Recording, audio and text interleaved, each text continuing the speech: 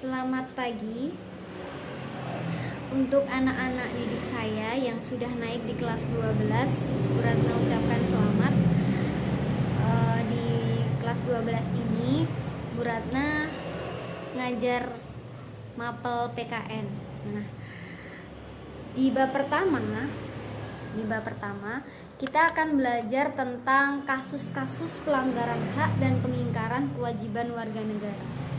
Sebelum kita ke kasus-kasus pelanggaran hak dan pengingkaran, kita harus tahu dulu arti dari hak itu sendiri apa. Ya, kalau kita sudah tahu artinya hak itu apa, kewajiban itu apa, artinya kita akan lebih mudah memahami kasus-kasus pelanggaran yang terjadi. Kalau boleh tahu, ada yang tahu tentang hak itu apa? Ya, hak itu adalah segala sesuatu yang kita peroleh, kita dapatkan. Sedangkan kewajiban itu sesuatu yang harus kita lakukan. Hak bisa kita peroleh, bisa kita dapatkan kalau kewajiban sudah kita laksanakan. Nah, ya, hak dan kewajiban itu harus seimbang, dan kita harus lebih mengutamakan kewajiban baru bisa menuntut hak kita. Ibu kasih contoh hak warga belajar, hak peserta didik itu apa? Hak peserta didik adalah mendapatkan ilmu, ya.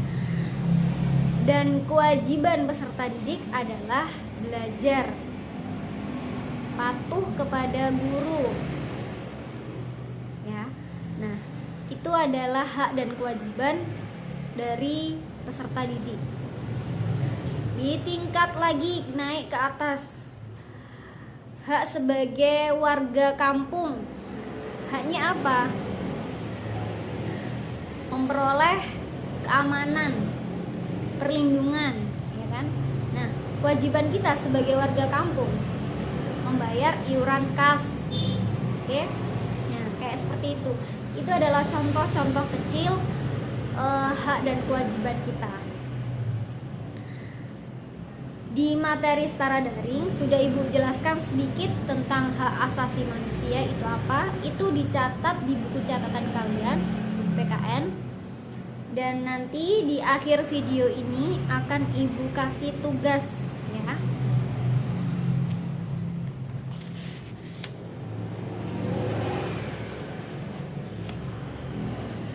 Setelah kita tahu artinya hak itu apa, kewajiban itu apa, kita juga harus tahu hak asasi manusia, kewajiban asasi manusia itu nanti, ya. Sekarang Ibu jelaskan dulu hak asasi manusia. Jadi hak asasi manusia adalah hak yang melekat pada diri setiap pribadi manusia. Jadi hak asasi manusia itu nggak bisa dirubah. Kayak misalnya dia tuh sangat melekat. Contoh apa? Contohnya apa? Di sini bisa kasih contoh ke Ibu hak asasi manusia. Hak asasi manusia itu contohnya mendapat perlindungan dari hukum. Ya. Jadi kalau ada yang bersifat pelecehan seksual, nah itu kan kasus-kasus pelanggaran hak asasi manusia. Jadi kalau misalnya kita dilecehkan, nah itu kita harus wajib lapor di hukum, di Pak Polisi, ya. Nah, kemudian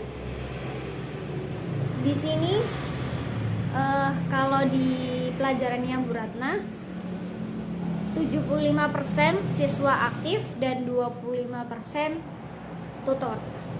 Ya, kenapa Ibu pilih manajemen belajar seperti itu? Karena yang pertama, Ibu ingin tahu pengetahuan kalian seberapa besar. Dan yang kedua, Ibu di sini hanya memantau, mengoreksi, ya. Dan memberi arahan mana yang benar dan mana yang salah. Jadi kalau misalnya Bu Ratna memberikan presentasi, memberikan tugas presentasi dilakukan sebisanya, meskipun ada kalimat-kalimat yang tak perlu diucapkan atau nggak nyambung, nggak apa-apa. Yang penting kalian berani tampil, itu aja ya. Yang pertama harus percaya diri dengan jawaban kalian. Dan sekarang tugasnya adalah dicatat ya. 1, apa hak warga negara Indonesia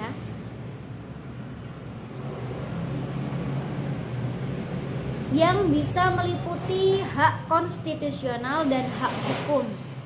Ya, Ibu ulangi, apa hak warga negara Indonesia yang meliputi hak konstitusional dan hak hukum? Jelas? Jadi tugasnya itu bisa langsung dijelaskan lewat presentasi, bisa ditulis, kemudian difotokan ya. Terserah kalian nyamannya bagaimana. Boleh ditulis yang banyak di situ pengertiannya hak warga negara Indonesia itu apa aja. Bisa ditulis, atau bisa aku nggak seneng nulis Bu, aku seneng langsung ngomong. Ya, monggo. Langsung berarti jenengan kirim video ke Bu Ratna di WA-nya Bu Ratna. Oke? Ya, sekian pembelajaran PKN hari ini. Kurang lebihnya Bu Ratna mohon maaf yang sebesar-besarnya. Assalamualaikum warahmatullahi wabarakatuh. Selamat siang.